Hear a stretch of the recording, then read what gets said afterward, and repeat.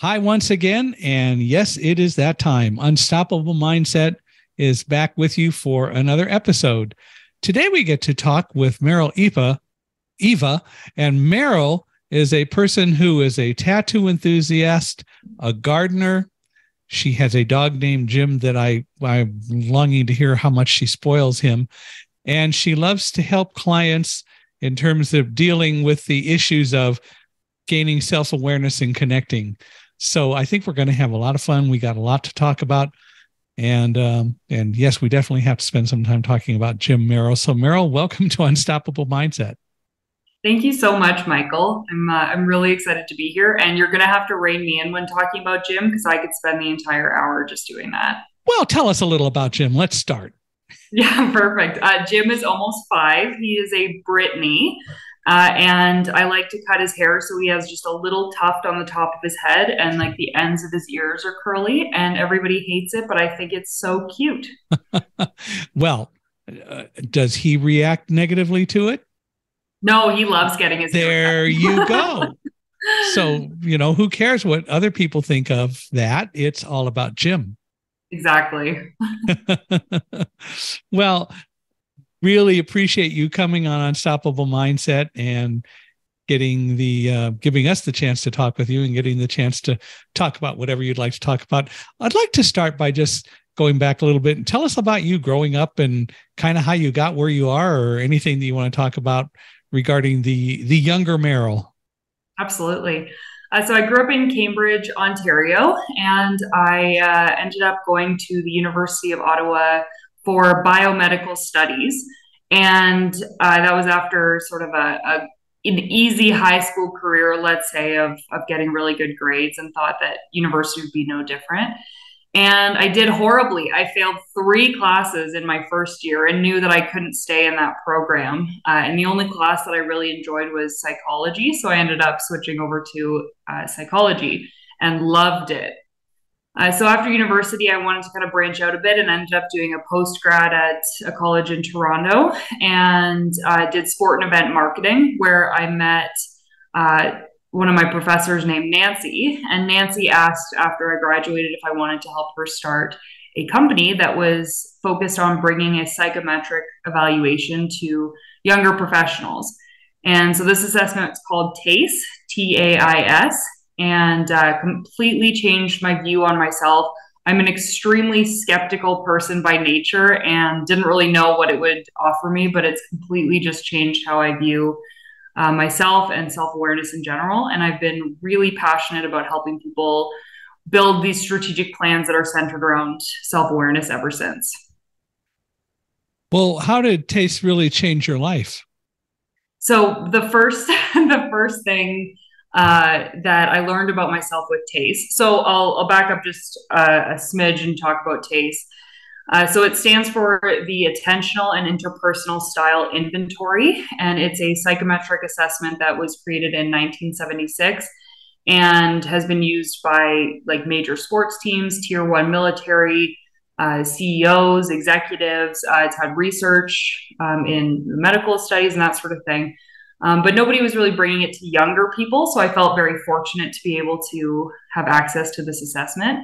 And Nancy, who was my coach and mentor and continues to be my mentor now, she said, Maryl, I think you're quick to anger and you feel very guilty about it immediately. And I was so horrified because I had spent years trying to hide that fact from people. And I was like, oh God, she's seen the worst that I have to offer, which is that I'm quick to anger. And she said, it's not a bad thing. It's actually one of your biggest strengths.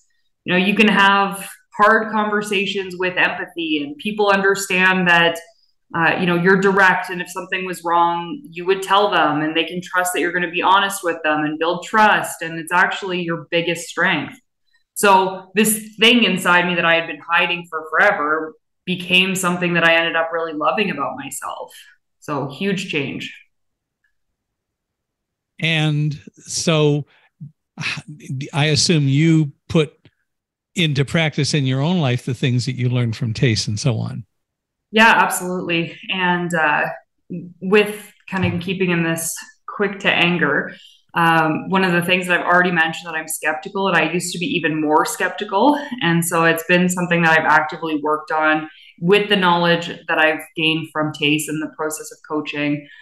And I've kind of been able to build strategies to be a little bit less skeptical. And now, since it's a habit after years, I don't need to use these strategies to be less skeptical. And the result is it's made me more open-minded to a lot of different things.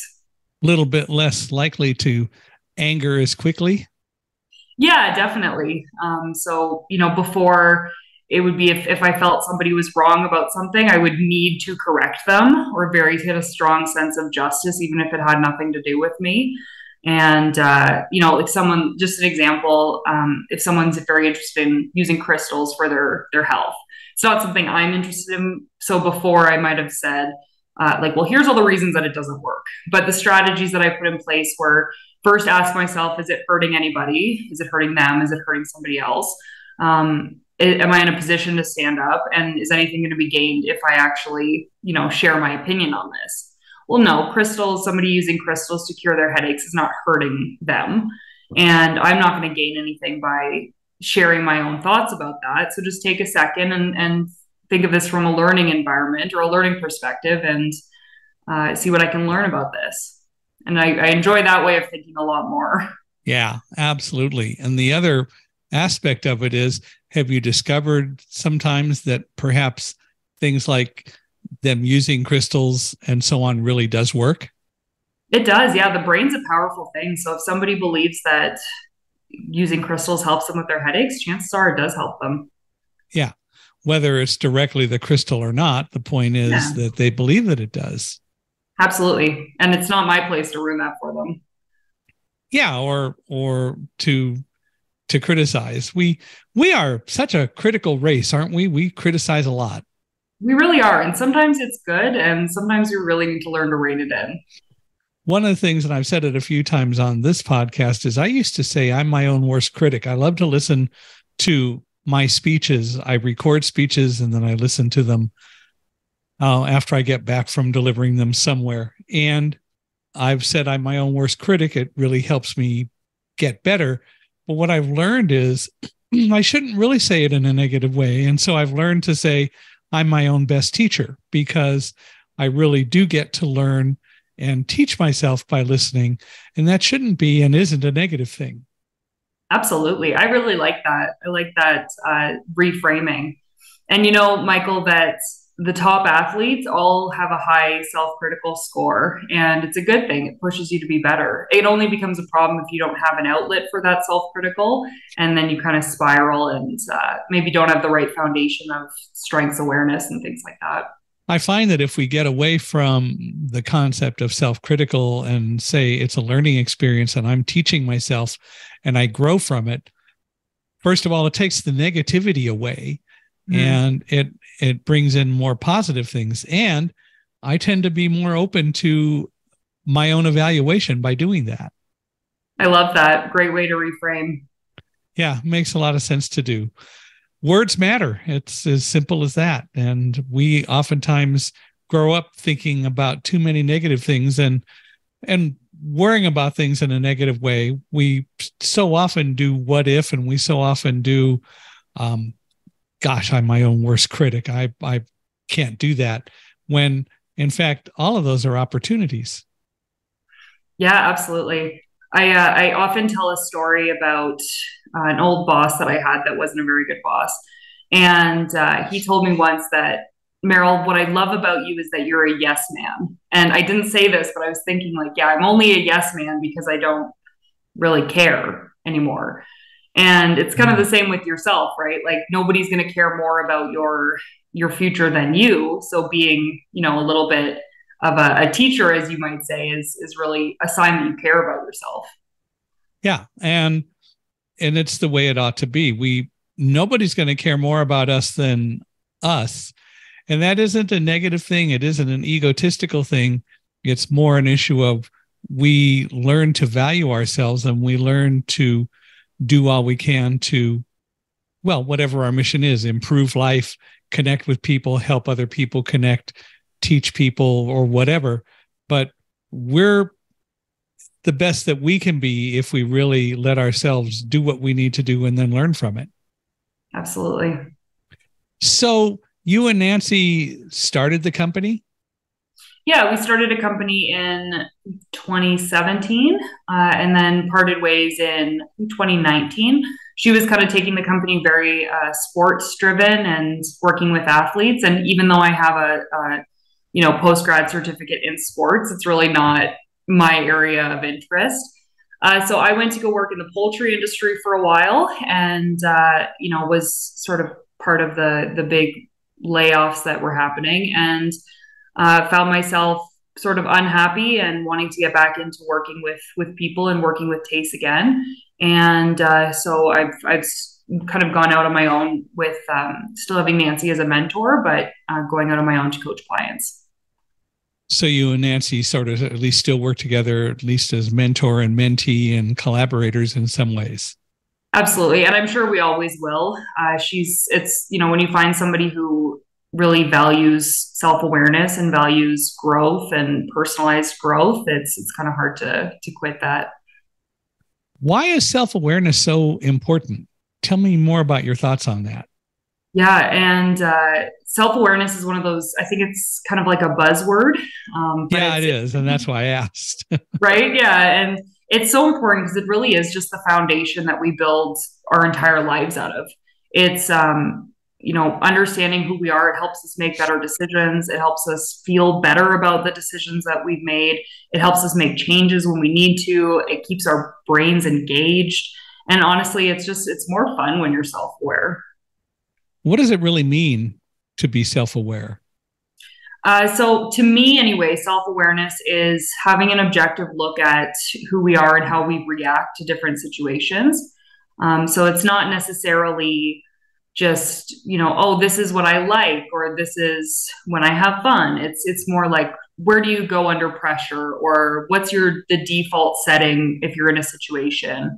How do you respond to other people in situations? How do you communicate yourself? Being able to have a framework to kind of rely on for like TAIS, for example, or really any data-driven coaching is pretty essential to just have that sort of framework of what self-awareness means to you. So it seems to me that as part of that, you should also be working to really do a lot of self-assessment, and as you said, self-awareness, but self-assessment and evaluate what you're doing. Is it working? Is it not working? How can I make it better, sort of thing? Yeah, absolutely. And if you have a tool, that helps, all the better. If you don't have a tool, having to kind of ask yourself questions. I like to think like, if you're struggling with self-awareness and you don't have access to data-driven coaching, there's definitely publications out there that can help. Tasha Eurich is an author. I think she's like one of the foremost researchers on self-awareness. Her book is called Insight, and it's a great place to start. And, if you don't have access to that sort of resource, I say, kind of treat yourself like a little scientific experiment and be like, day 1020 of self-awareness.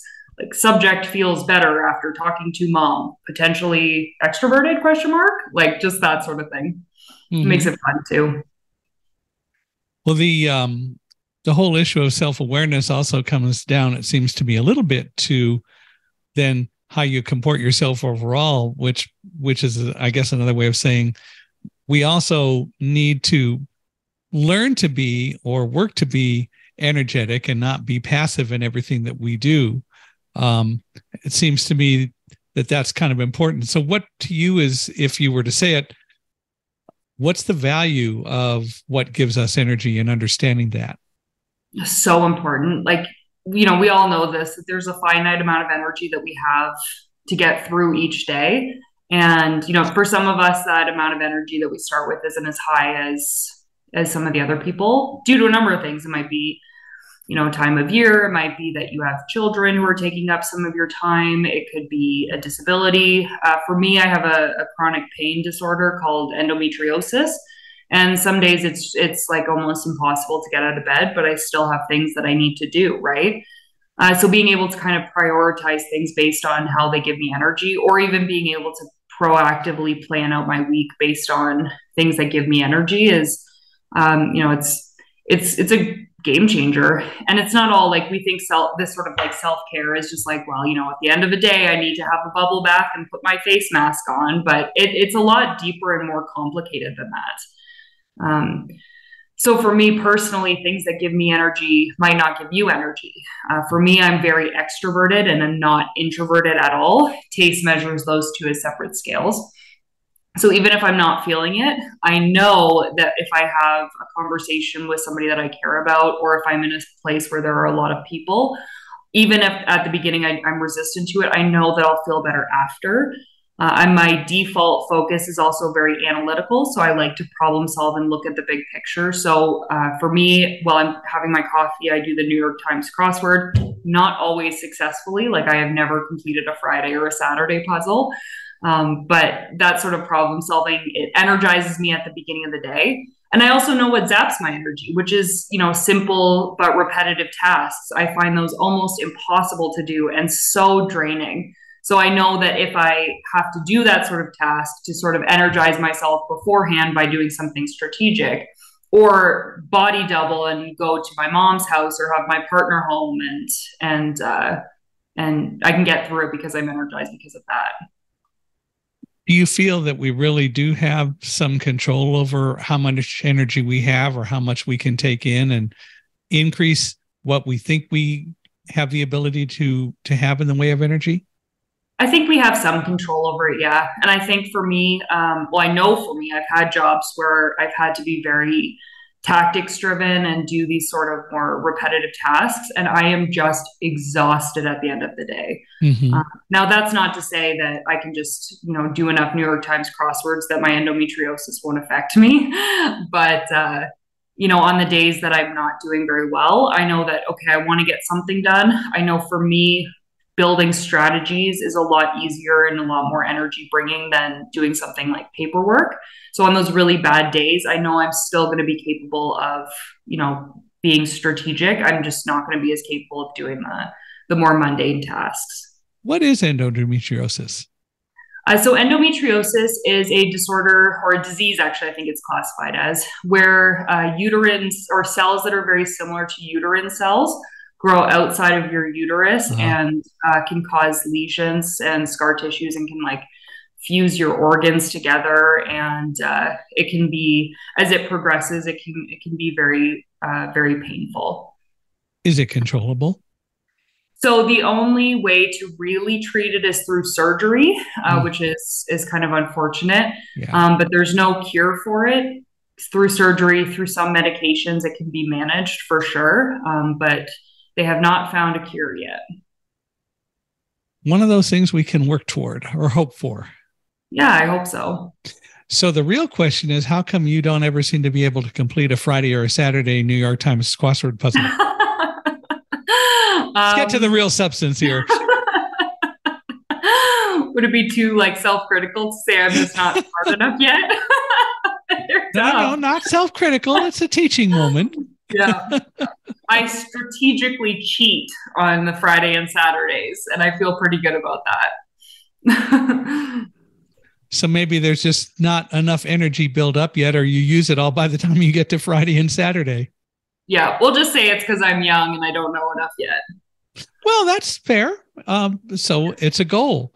Yeah. You will definitely celebrate the first time you complete a Friday or a Saturday puzzle. Are Sunday puzzles not as hard? Sunday puzzles aren't as hard, but they're bigger, so they might seem more daunting. But not quite as hard. Having never done a New York Times crossword puzzle, I'd never even looked to see if online they're accessible, but probably not. But I don't know. I won't say that. I don't want to criticize the New York Times. It's a different issue, but it is interesting to think about. I'm going to have to go explore that. Yeah. But I also know there are a lot of words I don't know. So, Well, so you as a young person, though, you went out of college, joined forces with Nancy, did things with the company, and then she took the company to the sports world and you went elsewhere, and now you're back to coaching. What made you decide to go back into coaching? It's just something that since I started working with TAIS and I was a new student, so I knew out of my post grad, I fell in love with it and I wanted just kind of a little bit more, let's say, corporate context, and enjoyed my time working in the poultry industry. But when that was done, I felt I had learned kind of enough about poultry, didn't want to continue down that road. And I was job searching when all of those layoffs in tech happened, and it was pretty tough. And I was getting frustrated by looking for a job, and I just started kind of coaching on the side, and fell right back in love with it, and decided it was a venture worth pursuing. So do you actually have a company and a company name? Right now, it's just Maryl Eva Consulting. Okay, well, that works. Yeah, yeah, it works, and I've got I'm very fortunate to have quite a few clients that I work with, and things are going really well. Do you have clients all over the world, or where are they? I have clients, some in the States and mostly in Canada. I do everything remotely, so it could be kind of wherever, but that's just how it's worked out so far. So what is data-driven coaching? You described that that's what you do. So tell us a little bit more about what that is and how's it different from other kinds of coaching? Yeah, I think I think coaching has been another kind of those buzzword concepts, and I would say there's almost an epidemic of people deciding to kind of become coaching without training. And so for me, there's two different kinds of coaching. There's foundational coaching, and then there's functional coaching. So functional coaching functional coaches are people who would teach skills based on, their own training or their own knowledge or experience. So if you have like a stockbroker with an illustrious career in trading stocks, teaching people how to trade stocks, perfect, right? Very in line with what they know how to do, and that would be a very good example of functional coaching. So foundational coaches are coaches who more help kind of build this general self-awareness. And I think it can be pretty dangerous to have not data-driven coaching, because everybody is so different. And the more you can personalize that coaching, the better, and the better your results will be, and the more accurate the coaching can then become. So what I really like about data-driven coaching is it doesn't really matter what my experiences are, as long as I can help interpret the data and help build strategic plans off of what they've learned from the data, because it's all about them. It really has nothing to do with me at that point. So TAIS itself is what my clients use, and TAIS is comprised of 20 different scales, and all of those scales influence each other to create a very unique profile, which is reflective or representative of how unique each person is who takes it. But there's, we've all done some form of psychometric stuff or data-driven assessments that could lead to coaching. A really common example is Myers-Briggs, which is quite simplistic compared to the ones that we use, but it's a great example that most people are familiar with. And that sort of thing is wonderful to just kind of even start your journey of self-awareness. So how does it work? How do you interact with clients? Do they fill out a form, a survey, a questionnaire, or how does that work? Yeah, so it's 144 questions just online, and then the algorithm of the assessment creates a profile, which then the clients will have access to and share with me, and then we go through it, interpret it together. Why do people come to you? What is it they're seeking that you can help them with? There's a myriad of things. So I love working with students. I really wish that this was something that I had when I was in university.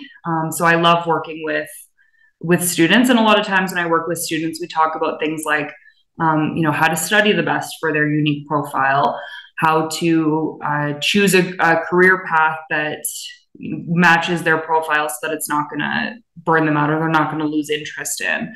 How to prep for an interview. It's, these are my strengths. These are some things like, if you ask what's your strengths, what's your weakness, we can help arm them with really great answers to those things. people who are like a little bit later on in their career, maybe 5, 10 years, oftentimes they'll come to you wanting to understand like how to ask for what they want out of their career. So if they're looking for a promotion, well, what are some of the skills that I need to build in terms of the direction that I want to go in that will help me get there. A lot of times they'll come to me with help to set boundaries. That's probably the most common ask. How to give and receive feedback, and then teams will come to me wanting to know what their own strengths are and how to communicate it with their team, and as a team leverage the sort of collective strengths that they have. Could you give us a kind of an example of maybe a brief case study or just a story about, in general, someone you worked with and what you did and how the whole process works? Yeah, absolutely. So one of my pro bono clients is an old intern of mine, and so I've told him I'll coach him. Name Jim, right? Jim, yes, Jim. Yeah. Human Jim. Oh. Didn't know whether he just adopted you after. Yeah. I actually have an uncle. I have an uncle named Jim, and that's what I call him, like Human Jim. Oh, so this Human Jim, he came to me as an intern, and I said I'd coach him for the rest of his university career. So we've been focusing on building his strengths so that he can communicate them in an interview, and understand his weaknesses as not being weaknesses, but being things to be kind of aware of, like tendencies to be aware of, and also how he can leverage his own strengths to get through that, or to leverage other people. But what I think is really amazing for really young people like that, as they're entering the workforce, is that they learn how to communicate what they need to be their best. And so when they can go to their new boss or new leader and say, here's exactly how you can coach me to get the best out of me, it kind of takes all that guesswork out, and you've done a lot of your leader's job for you. And then they know exactly who you are, what they can give you, and it kind of becomes this very healthy relationship of success and sustainability.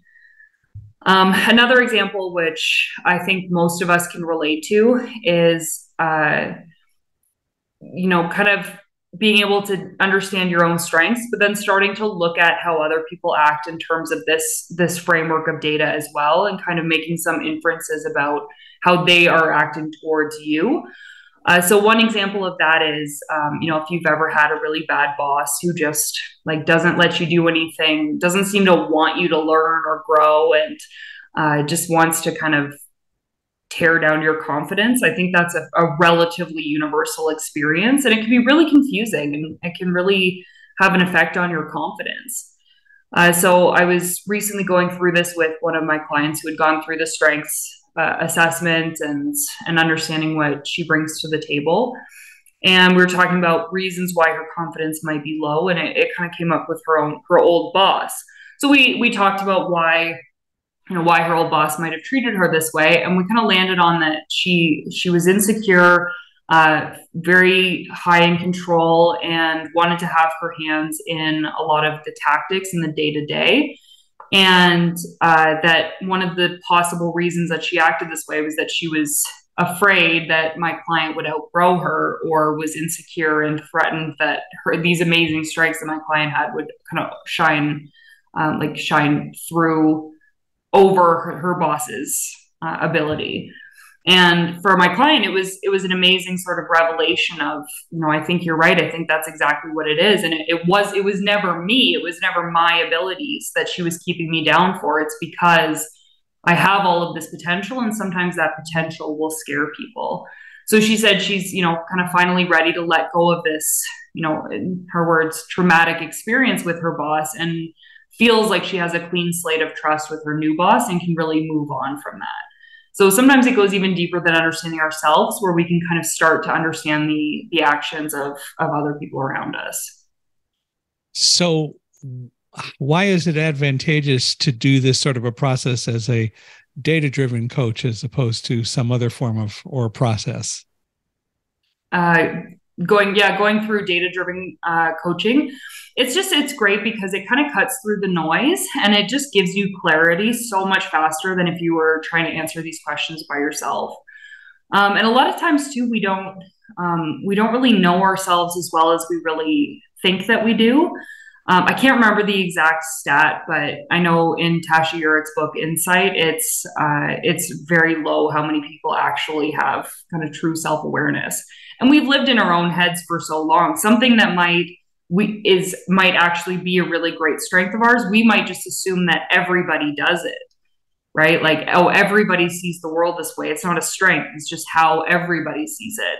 So with things like coaching, where there's a little bit more kind of context and a little more objectivity, you can see like, oh no, this is a strength that's very unique to me, and not everybody thinks this way. So how do I, leverage my own strengths, and how do I understand the strengths that other people have? Of course, maybe it's me, but the fact that you can actually point to numbers, you can point to specifics, which obviously then you can help a person interpret, but you can actually go back and point to specific numbers or point to specific kinds of definite answers to questions, which become real facts as opposed to just opinion.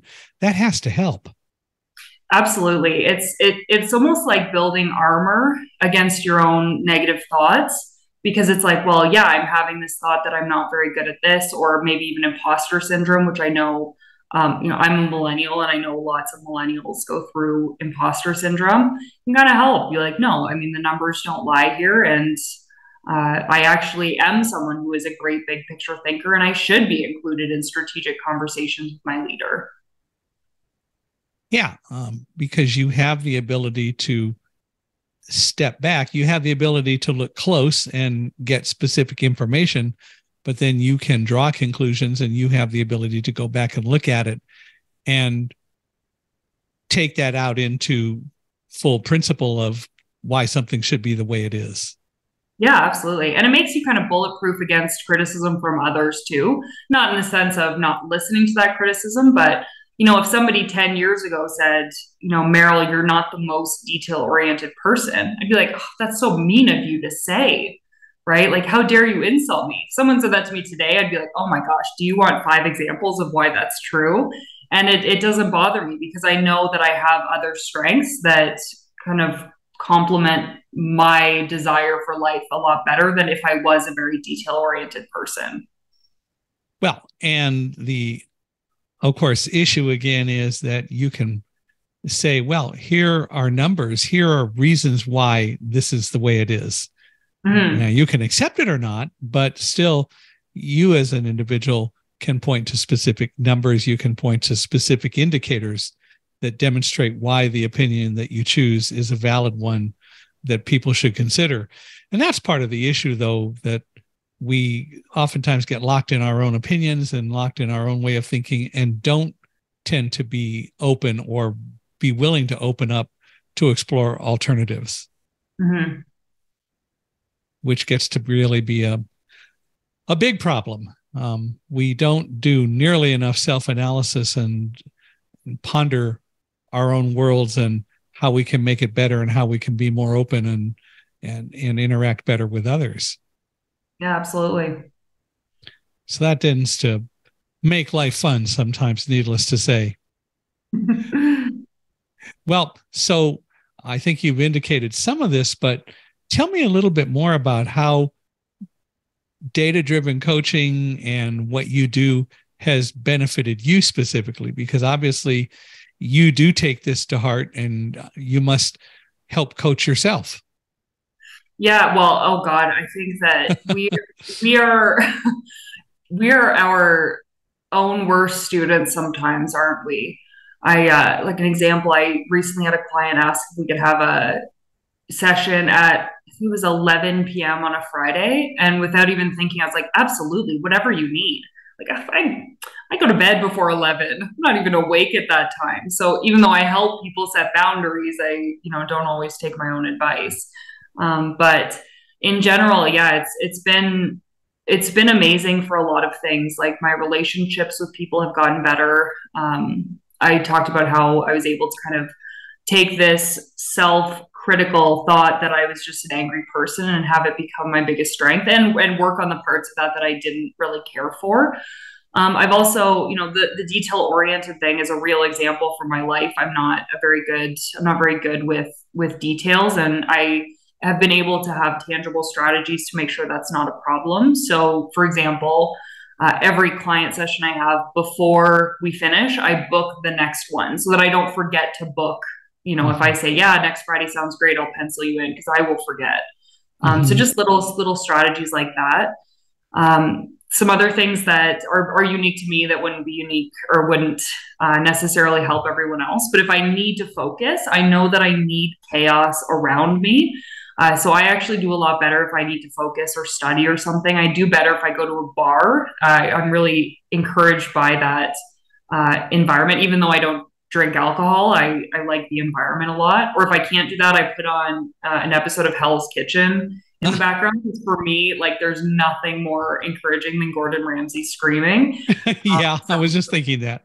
Yeah, so it's unique to me as far as I know, but it's really helpful, and just kind of being open to things like that I would have felt bad about myself a while ago, like before doing TAIS. I would have been really frustrated that, going to the quietest part of the library and studying actually did nothing for me. And I used to take that to heart. Like, well, maybe I'm just not as smart as I thought I was, because I'm not doing well in these classes and I'm trying to memorize these facts and I have no idea. Like, they've just come and gone into my brain and I don't remember anything. So just even kind of giving yourself the permission and the understanding of trying new things and seeing what works for you has been a big change. And I'm also a lot quicker to sort of understand other people's perspectives as well. And this sort of thing, like TAIS, has given me a framework to identify some traits in other people that as neutral and not as bad. So somebody else, not wanting to, or not being very good with change, for example, that used to really bother me because I'm very okay with change. Sometimes I prefer change. So it used to make me upset when people weren't okay with change. And now I see it as a neutral and not a negative. It is interesting, though, that we hear constantly from people, yeah, change is all around us and there's got to be change and we've got to get used to it, but we hate it. Mm-hmm. There's this paradox. And I think that it's all too often true that no matter what we say, our environment or the people around us teach us more sometimes to be stuck in our own comfort zone rather than exploring the concept of change. And that doesn't mean you change just to change, but being open to the concept of change is something that ultimately we seem to have a hard time with. Yeah, I would agree with that for sure.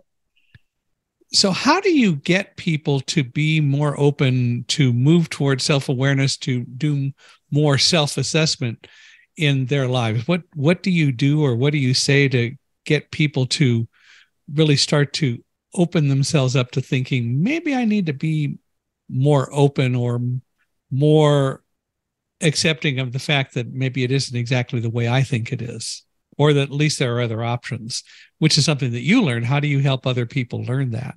Mm-hmm. So I think self-awareness is very much like that old metaphor of can lead a horse to water but can't make him drink. There's no real way to kind of force somebody into self-awareness. Sometimes things happen that will encourage self-awareness, whether it's, there's something that's a cognitive dissonance where they thought they were this way and they come kind of face to face with a situation that shows them otherwise. But, as a coach, it really has to be like they have to be ready for self-awareness and that sort of reflection, because it can be really painful, especially if you're talking about things like confidence or criticism, that sort of thing. It can be very painful to be vulnerable, and not everybody is ready for it. Mm-hmm. One of my tactics is just to kind of show off how good the tool is, right? Like tell them a couple things about themselves that, like Nancy did with me of, you're quick to anger and then feel guilty. I'm like, whoa, how did you know that? Like that kind of, that sort of thing. But in general, yeah, you have to be ready for self-awareness and you have to want it. It is hard, though, again, to get people to recognize that vulnerability is with us. It doesn't mean that we're weak, but rather that we're open. And that is just something that seems to be very hard to get people to recognize. Absolutely. And I think some of us have sort of an untrue idea of what vulnerability has to be. An example of that would be, I have a few clients actually who said to me, like, I don't want to ask my leader for help. I don't want to bother them by asking them for help, and I don't want them to think that I need help.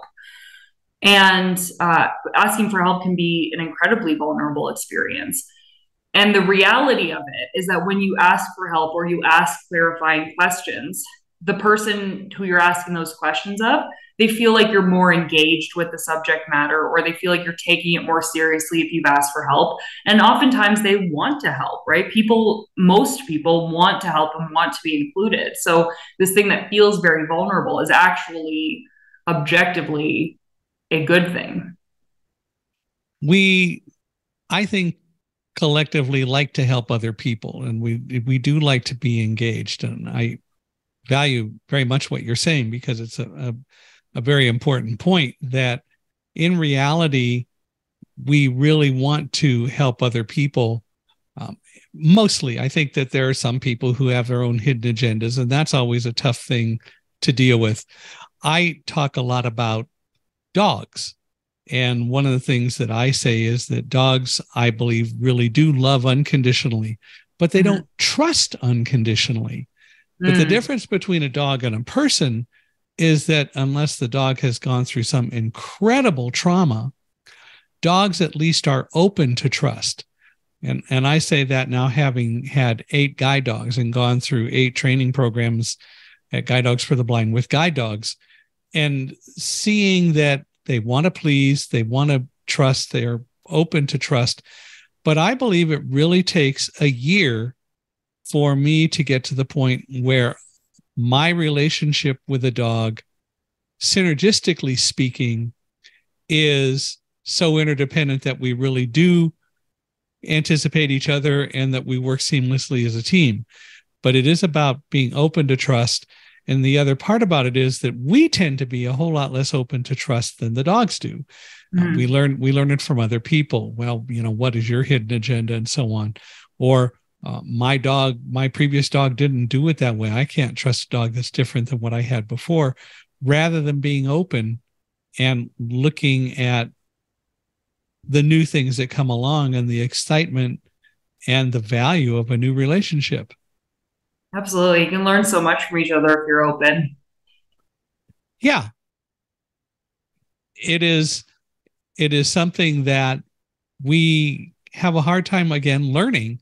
But in our corporate world, there's so many people who don't want to trust because the person that maybe they should learn to trust, they think might have a hidden agenda and will betray them, and so on. It gets back to, we do so much what if, we tend to miss so many other valuable things.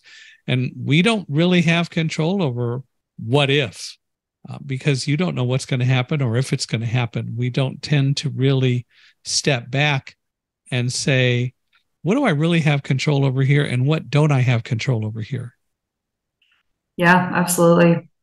There's a little piece of kind of good news about corporate America, let's say, which is not a phrase you probably hear very often. So 2 of the scales that TAIS measures are called support and affection, and criticism and anger. So support and affection is where you like to give and receive support and overall believe that positive reinforcement is a better way to live. And criticism and anger, completely separate scale, is basically how direct can you be, how confrontational might you be, how sort of freely do you express any anger or frustration. And the aggregate data of business executives in America tells us that they're much, much higher on support and affection. So even the people at the top, they still want and need to give and receive this support and affection. So love still very much comes through even at the top. In team building and developing relationships, what do you think about the whole concept of conflict? So I told you I'm quick to anger. So my criticism and anger score is quite high. Not as high as my support and affection, but it is quite high. And I think everybody has sort of a different definition of what conflict is, or what, like, the threshold of confrontation, let's say.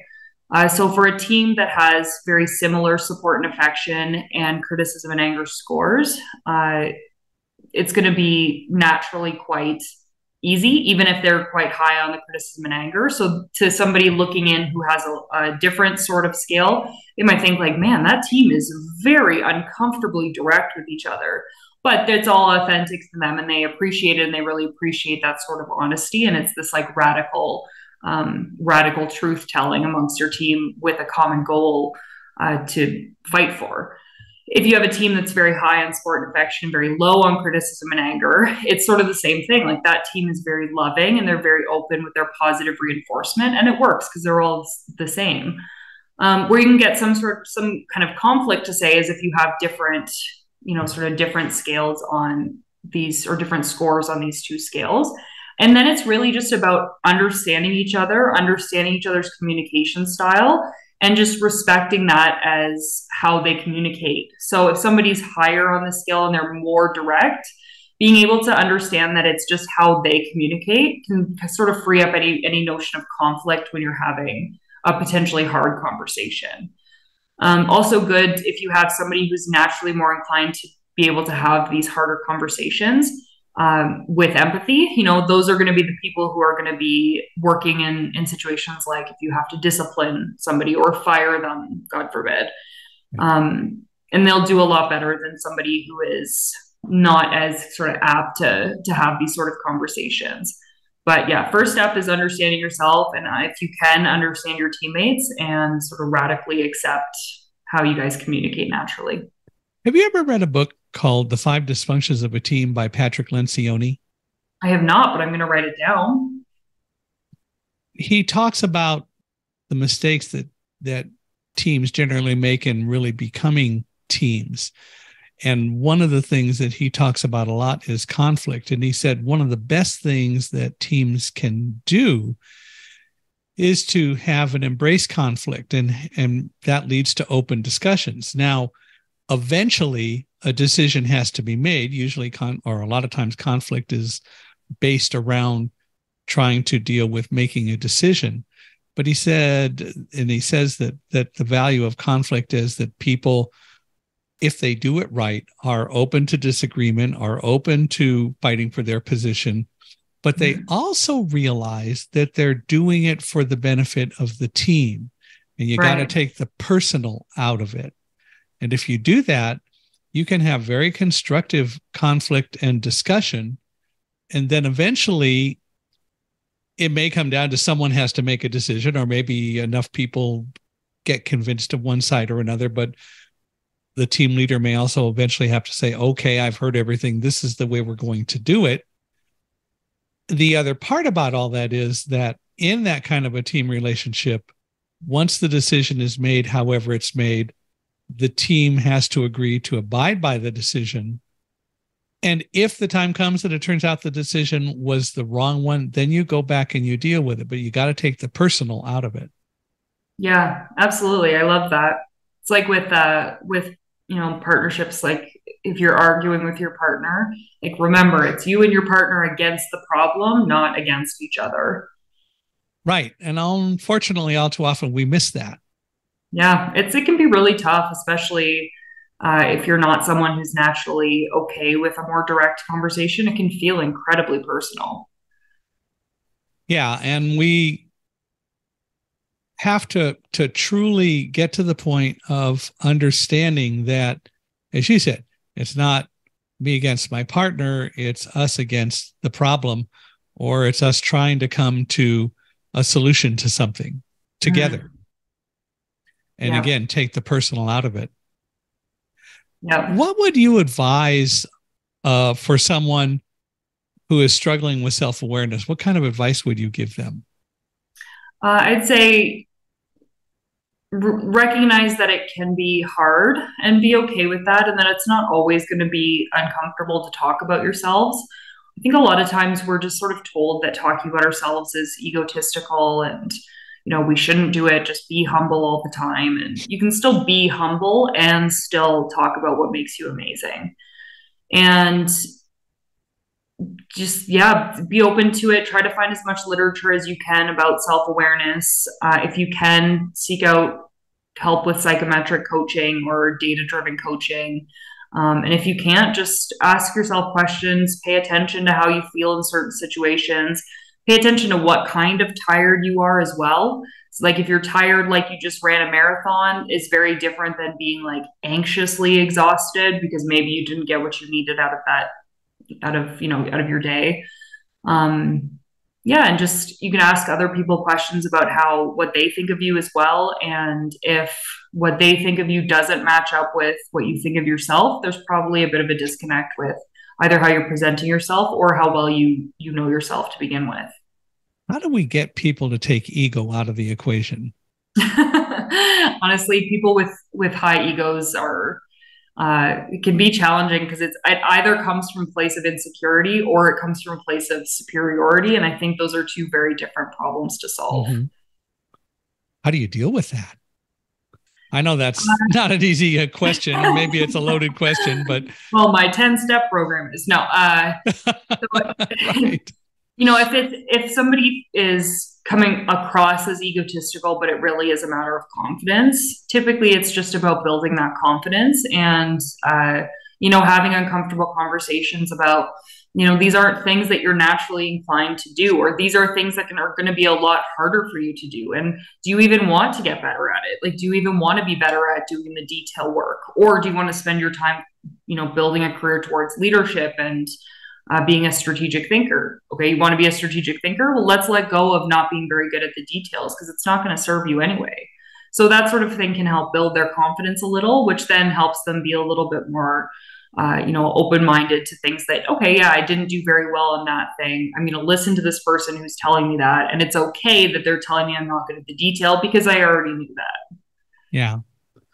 You talked about being tired, especially like mentally tired and so on. What do you do when you start to feel burnout? How do you address that? Yeah, and some of us have had, actual burnout, but we've all kind of felt symptoms of burnout, right? Of not being interested anymore, of being exhausted, a lot more, being more anxious at work. For some of us, crying more at work, that sort of thing are all symptoms of, early stage burnout. So what I like to do is have, for myself and my clients, we build what I call a need to have and need to avoid list. So these are things based off your profile, what you need to have in order to thrive and what you need to avoid in order to continue to thrive.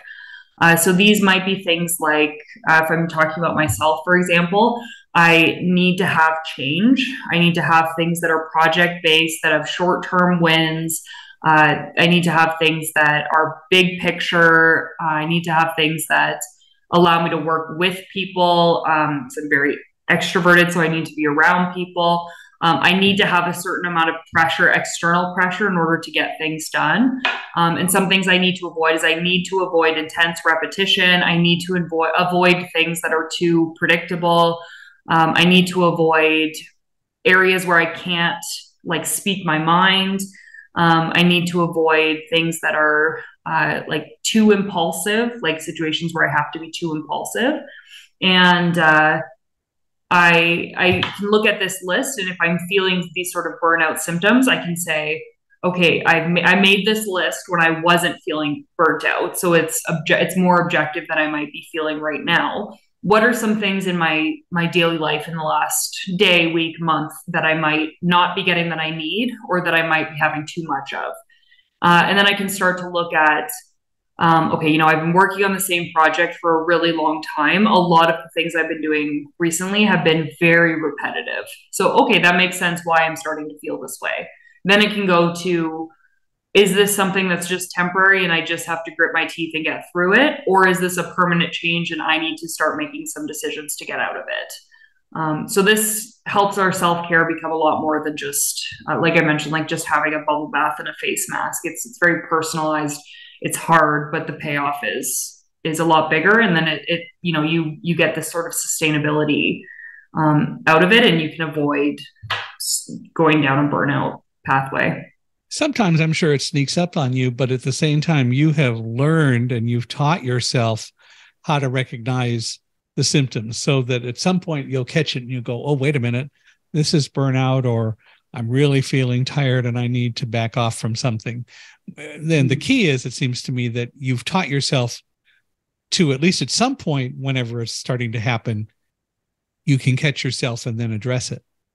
Yeah, and that's the thing about burnout, which we've all felt from time to time, where you kind of go in this fight or flight, and you're not as likely to say, "Okay, let's take a step back and look at my life." Like, you're just trying to get through the day. So being able to have a list that you've already made and to be able to refer back to it, it kind of brings you into more of an objective, more of a big picture look, without actually having to do the work in that moment where you're just not capable of it. Yeah, and that's a wonderful, lovely gift to have, that you can deal with it and address how you take care of yourself, which is extremely important to do. Mm-hmm. Yeah, So now, with that in mind, tell us about being a tattoo enthusiast.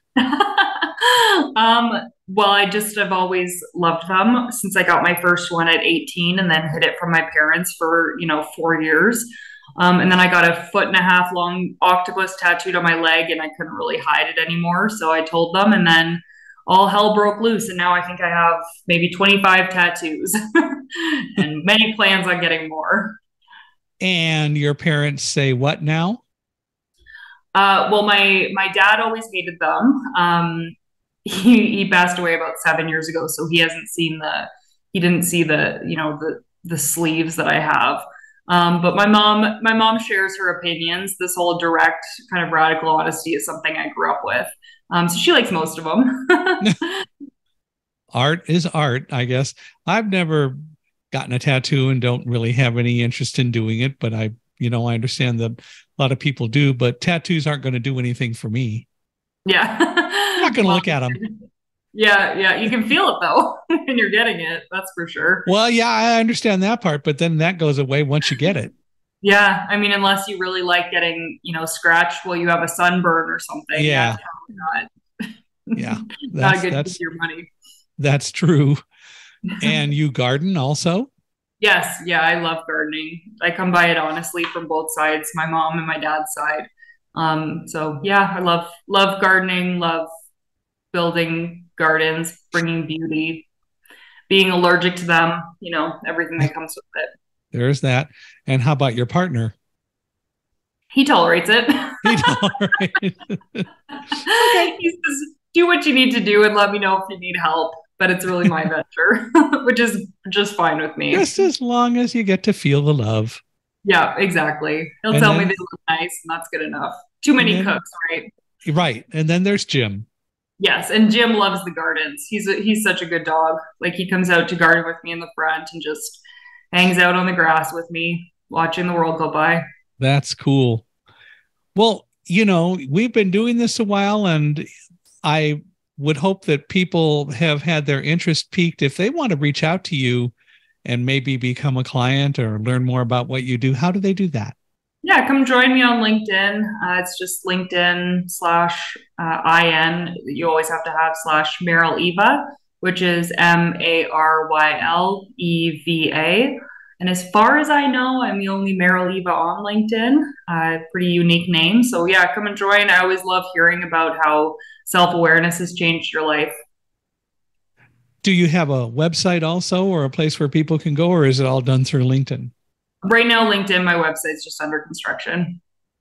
Well, then we should talk about making sure that it's accessible, but that's another story, yes, which we don't need to worry about today, but Accessibility can help with that. So there's my pitch, but we'd love to help any way we can.